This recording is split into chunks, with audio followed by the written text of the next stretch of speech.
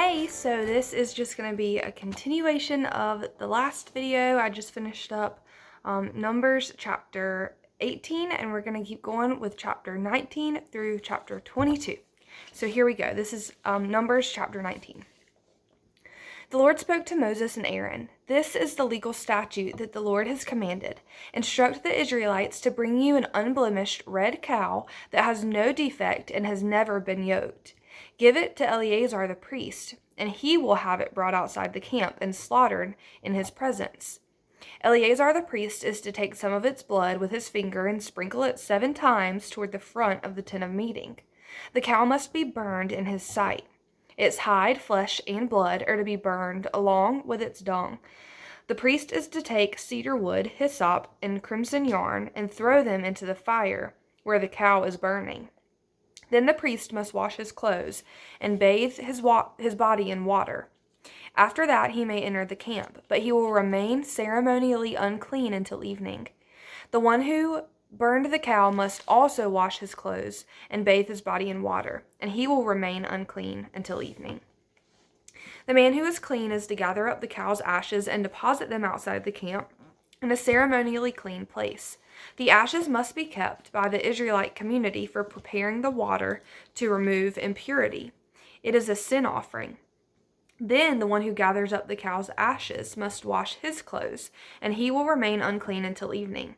This is a permanent statute for the Israelites and the foreigner who resides among them. The person who touches any human corpse will be unclean for 7 days. He is to purify himself with the water on the 3rd day and the 7th day. Then he will be clean. But if he does not purify himself on the 3rd and 7th days, he will not be clean. Anyone who touches a body of a person who has died and does not purify himself defiles the tabernacle of the Lord. That person will be cut off from Israel. He remains unclean because the water for impurity has not been sprinkled on him, and his uncleanness is still on him. This is the law when a person dies in a tent. Everyone who enters the tent and everyone who is already in the tent will be unclean for 7 days, and an open container without a lid tied on it is unclean. Anyone in the open field who touches a person who has been killed by the sword or has died, or who even touches a human bone or a grave, will be unclean for 7 days. For the purification of the unclean person, they are to take some of the ashes of the burnt sin offering, put them in a jar, and add fresh water to them. A person who is clean is to take hyssop, dip it in the water, and sprinkle the tent, all the furnishings, and the people who were there. He is also to sprinkle the one who touched a bone, a grave, a corpse, or a person who has been killed. The one who is clean is to sprinkle the unclean person on the 3rd day and the 7th day. After he purifies the unclean person on the 7th day, the one being purified must wash his clothes and bathe in water, and he will be clean by evening. But a person who is unclean and does not purify himself, that person will be cut off from the assembly, because he has defiled the sanctuary of the Lord. The water for impurity has not been sprinkled on him. He is unclean. This is a permanent statute for them. The person who sprinkles the water for the impurity is to wash his clothes, and whoever touches the water for impurity will be unclean until evening. Anything the unclean person touches will become unclean, and anyone who touches it will be unclean until evening. The Israelite community entered the wilderness of Zin in the 1st month, and they settled in Kadesh. Miriam died and was buried there. There was no water for the community, so they assembled against Moses and Aaron. The people quarreled with Moses and said, "If only we had perished when our brothers perished before the Lord. Why have you brought the Lord's assembly to the wilderness for us and our livestock to die here? Why have you led us up from Egypt to bring us to this evil place? It's not a place of grain, figs, vines, and pomegranates, and there is no water to drink." Then Moses and Aaron went from the presence of the assembly to the doorway of the tent of meeting. They fell down with their faces to the ground, and the glory of the Lord appeared to them.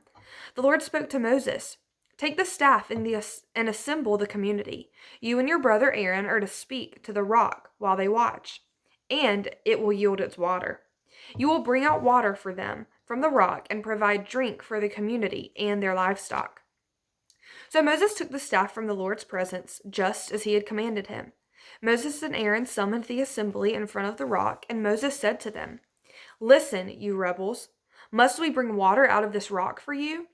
Then Moses raised his hand and struck the rock twice with his staff, so that a great amount of water gushed out, and the community and their livestock drank. But the Lord said to Moses and Aaron, "Because you did not trust me to show my holiness in the sight of the Israelites, you will not bring this assembly into the land I have given them. These are the waters of Meribah, where the Israelites quarreled with the Lord, and he showed his holiness to them." Moses sent messengers from Kadesh to the king of Edom. "This is what your brother Israel says. You know, all the hardships have overtaken us. Our fathers went down to Egypt, and we lived in Egypt many years, but the Egyptians treated us and our fathers badly. When we cried out to the Lord, he heard our voice, sent an angel, and brought us out of Egypt. Now look, we are in Kadesh, a city on the border of your territory. Please let us travel through your land. We won't travel through any field or vineyard or drink any well water. We will travel the king's highway and won't turn to the right or to the left until we have traveled through your territory." But Edom answered him, "You must not travel through the land, or we will come out and confront you with the sword." "We will go on the main road," the Israelites replied to them, "and if we or our herds drink your water, we will pay its price. There will be no problem. Only let us travel through on foot." Yet Edom insisted, "You must not travel through." And they came out to confront them with a large force of heavily armed people. Edom refused to allow Israel to travel through their territory, and Israel turned away from them. After they set out from Kadesh, the entire Israelite community came to Mount Or. The Lord said to Moses and Aaron there, on the border of the land of Edom, "Aaron will be gathered to his people, and he will not enter the land I have given the Israelites, because you both rebelled against my command at the waters of Meribah. Take Aaron and his son Eleazar and bring them up Mount Or. Remove Aaron's garments and put them on his son Eleazar. Aaron will be gathered to his people and die there." So Moses did as the Lord commanded, and they climbed Mount Or in the sight of the whole community. After Moses removed Aaron's garments and put them on his son Eleazar, Aaron died there on top of the mountain. Then Moses and Eleazar came down from the mountain. When the whole community saw that Aaron had passed away, the entire house of Israel mourned for him 30 days. When the Canaanite king of Arad, who lived in the Negev, heard that Israel was coming on the Atharim road, he fought against Israel and captured some prisoners. Then Israel made a vow to the Lord, "If you will deliver this people into our hands, we will completely destroy their cities." The Lord listened to Israel's request. The Canaanites were defeated, and Israel completely destroyed them and their cities. So they named a place Hormah, which means destruction. Then they set out from Mount Or by the way of the Red Sea to bypass the land of Edom, but the people became impatient because of the journey. The people spoke against God and Moses. "Why have you led us up from Egypt to die in the wilderness? There is no bread or water, and we detest this wretched food." Then the Lord sent poisonous snakes among the people, and they bit them, so that many of the Israelites died. The people then came to Moses and said, "We have sinned by speaking against the Lord and against you. Intercede with the Lord, so that he will take the snakes away from us." Then Moses interceded for the people. Then the Lord said to Moses, "Make a snake image on the mount and mount it on a pole. When anyone who is bitten looks at it, he will recover." So Moses made a bronze snake and mounted it on a pole. Whenever someone was bitten and he looked at the bronze snake, he recovered. The Israelites set out and camped at Oboth. They set out from Oboth and camped at Abarim in the wilderness that borders Moab on the east. From there they went and camped at Zered Valley. They set out from there and camped on the other side of the Aron River, in the wilderness that extends from the Amorite border, because the Aron was the Moabite border between Moab and the Amorites. Therefore, it is stated in the book of the Lord's Wars, "The source of the Aron River in Supah and the ravines of the Arnon even the slopes of the ravines that extend to the side of Ar and lie along the border of Moab. From there they went to Beer, the well the Lord told Moses about. Gather the people so I may give them water. The Israelites sang this song: Spring up a well, sing to it. The princes dug the well. The nobles of the people hollowed it out with a scepter and with their staffs. They went from the wilderness to Matana, from Matana to Nahalal, and from there to Bamoth, from there to the valley in the territory of Moab near the Pisgah highlands that overlook the wasteland.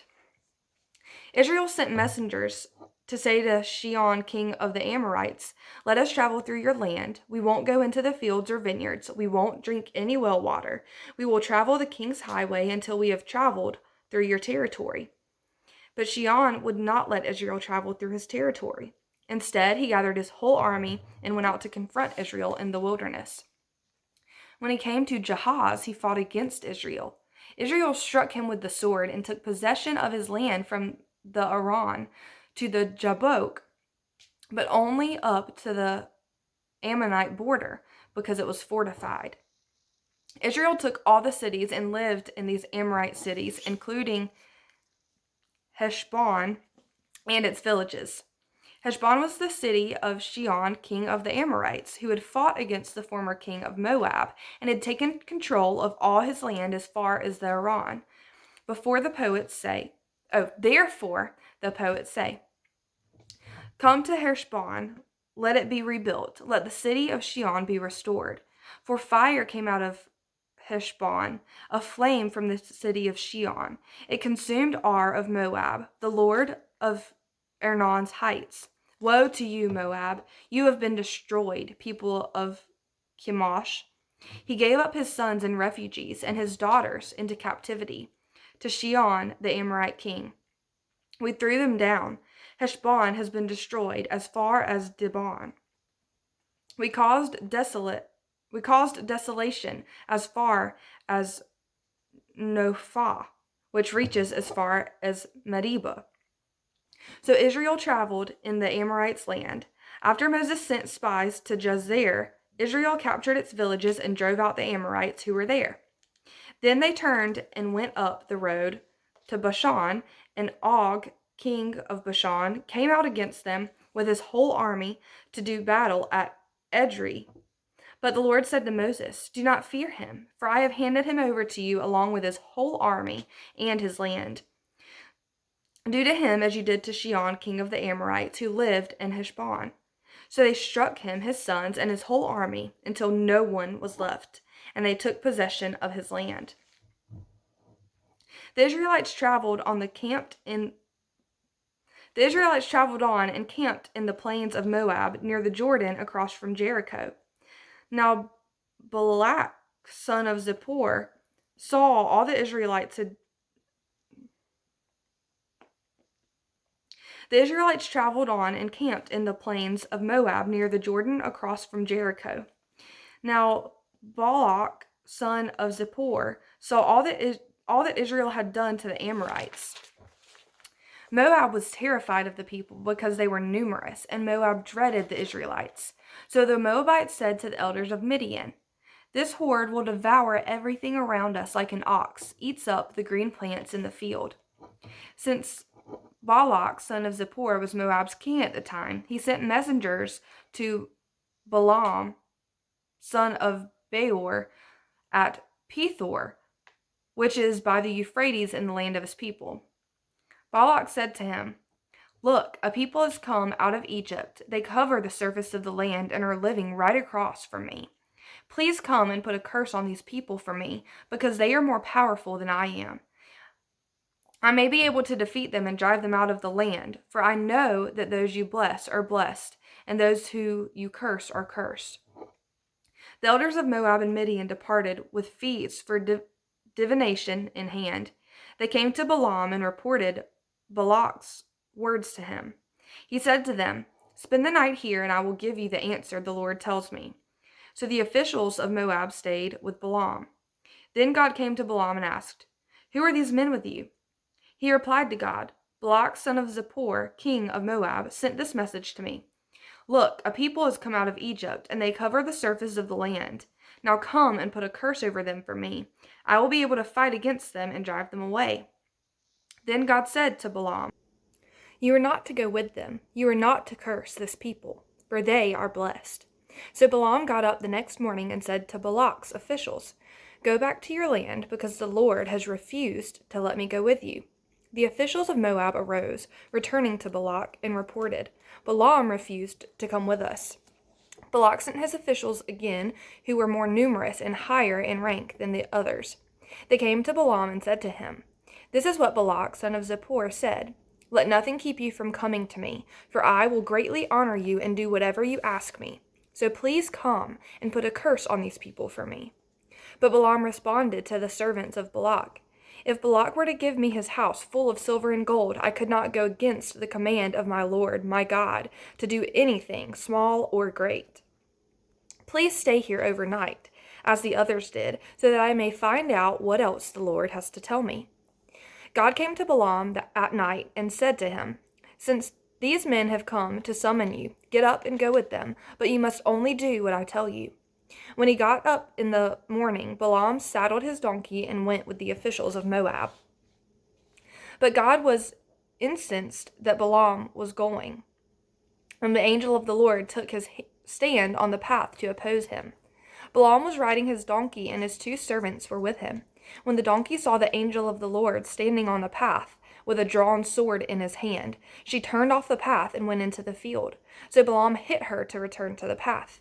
Then the angel of the Lord stood in a narrow passage between the vineyards, with a stone wall on either side. The donkey saw the angel of the Lord and pressed herself against the wall, squeezing Balaam's foot against it. So he hit her once again. The angel of the Lord went ahead and stood in a narrow place where there was no room to turn to the right or to the left. When the donkey saw the angel of the Lord, she crouched down under Balaam. So he became furious and beat the donkey with his stick. Then the Lord opened the donkey's mouth, and she asked Balaam, What have I done to you that you have beaten me these 3 times? Balaam answered the donkey, You made me look like a fool. If I had a sword in my hand, I'd kill you now. But the donkey said, Am I the only donkey you've ridden all your life until today? Have I ever treated you this way before? No, he replied. Then the Lord opened Balaam's eyes, and he saw the angel of the Lord standing in the path with a drawn sword in his hand. Balaam knelt and bowed with his face to the ground. The angel of the Lord asked him, Why have you beaten your donkey these 3 times? Look, I came out to oppose you, because what you are doing is evil in my sight. The donkey saw me and turned away from me these 3 times. If she had not turned away from me, I would have killed you by now and let her live. Balaam said to the angel of the Lord, I have sinned, for I did not know that you were standing in the path to confront me. And now, if it is evil in your sight, I will go back. Then the angel of the Lord said to Balaam, Go with the men, but you are only to say what I tell you. So Balaam went with Balak's officials. When Balak heard that Balaam was coming, he went out to meet him at the Moabite city, on the Arnon border at the edge of his territory. Balak asked Balaam, Did I not send you an urgent summons? Why didn't you come to me? Am I really not able to reward you? Balaam said to him, Look, I have come to you, but can I say anything I want? I must speak only the message God puts in my mouth. So Balaam went with Balak, and they came to Kiriath Huzoth, which means the city of streets. So Balaam went with Balak, and they came to the city of streets. Balak sacrificed cattle and sheep and sent for Balaam and the officials who were with him. In the morning, Balak took Balaam and brought him to Bamoth Baal, which means the high places of Baal. From there he saw the outskirts of the people's camp.